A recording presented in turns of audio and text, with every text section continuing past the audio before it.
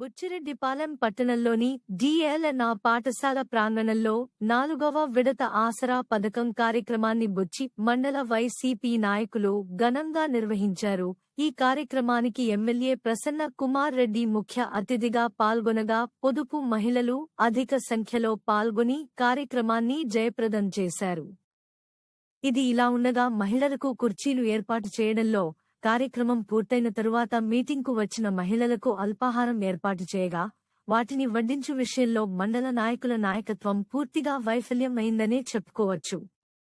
తుఫాను బాధితులకు ఆహారం పంచినట్లుంది తప్ప గౌరవంగా మీటింగ్కు హాజరైన వారికి పెట్టినట్లు లేదని వారు వాపోయారు.